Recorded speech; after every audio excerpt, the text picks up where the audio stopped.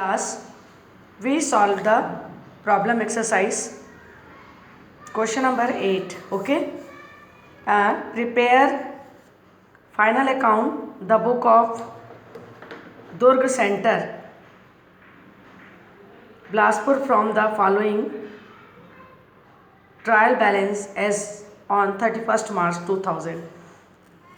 Particular purchase, cash, bank, tax and insurance combined है, salary, stock, general expenses, bad debts, garage, drawing, debtors, building and discount.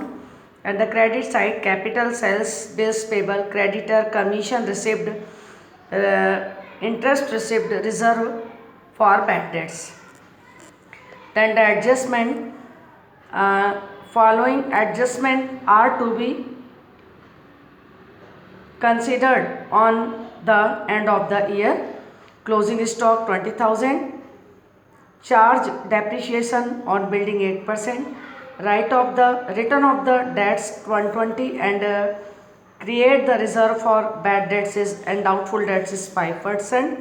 Prepaid was ₹100 and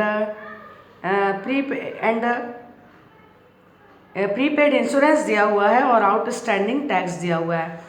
prepaid. Then next is proprietor withdraw goods worth 800 from personal use which is not recorded in the books.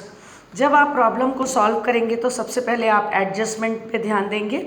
तो adjustment में जैसा कि आपको पता है कि first closing stock जो कि आपके ट्रेडिंग अकाउंट के क्रेडिट साइड में आएगा और बीएस में एसेस्ट में आएगा.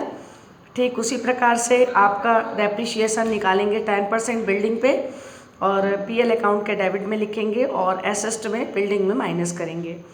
उसी प्रकार से आपका बैड डेट्स दिया हुआ है, ये न्यू बैड डेट्स है 120 जो कि पीएल के डेबिट में जाएगा और हम पहले डेटर में 120 को लेस करेंगे, फिर जो आएगा उसका 5% डाउटफुल डेट्स निकालेंगे. उसी प्रकार से बोल रहा है कि प्रोपाइटर ने पर्सनल यूज़ के लिए 800 रुपीज़ निकाला बट इसकी एंट्री नहीं हुई. तो पर्सनल यूज़ यानी कि ड्राइंग है, तो परचेस में ये हम इसको लेस करेंगे और ड्राइंग में यानी कैपिटल में भी हम इसको माइनस करेंगे, ड्राइंग में प्लस करके. तो then start the question. Solve profit and loss account, trading and profit and loss account as on 31st March 2000. Particular amount opening stock लिखेंगे हम. इसके बाद हमारा दिया हुआ है परचेस में हमने परचेस रिटर्न नीचे जो 800 है माइनस किया तो 12,000. कैरेज दिया है 240, सेल्स है आपका 14,800 और क्लोजिंग स्टॉक है 20,000.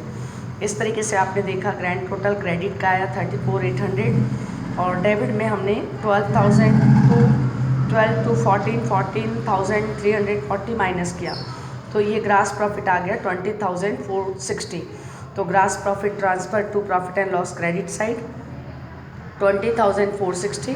फिर रिसिप्ट इंटरेस्ट को हमने क्रेडिट में लिखा, old reserve for bad debts को हमने क्रेडिट में लिखा, कमीशन रिसिप्ट को भी हमने क्रेडिट में लिखा.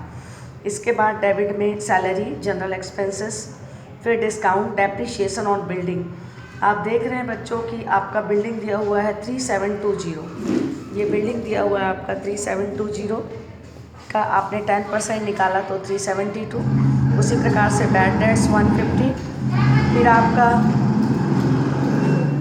New bad debts and the new reserve for bad dates. उसी प्रकार से आपका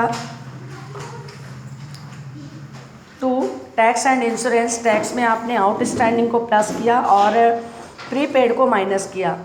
फिर आपने देखा कि क्रेडिट साइड का जो टोटल आया वो है आपका 2124,270 में आपने डेबिट साइड के टोटल को माइनस किया तो नेट प्रॉफिट आपका निकल के आ गया 17418.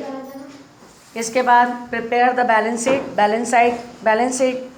One side is liabilities amount and the other side assessed and amount. liability, bills payable, creditor. then next is capital में हमने नेट प्रॉफिट को प्लस किया, ड्राइंग को माइनस किया और outstanding expenses and insurance then credit side assets में हम show करेंगे cash, prepaid, insurance, closing stock. Building में हम डेप्रिशिएशन ऑन बिल्डिंग को लेस करेंगे। Then next is debtors, debtors less then new reserve for bad debts is 120। तो actually the net amount is 3348। Okay,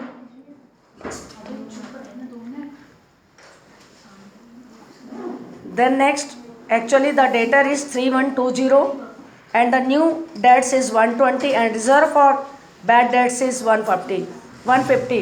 So actually the net debtors is 2850 and the bank is entered in assessed side 1500. So the total trial balance, the total balance sheet, the assessed and liability side, both side 28098 and 28098. Okay, thank you.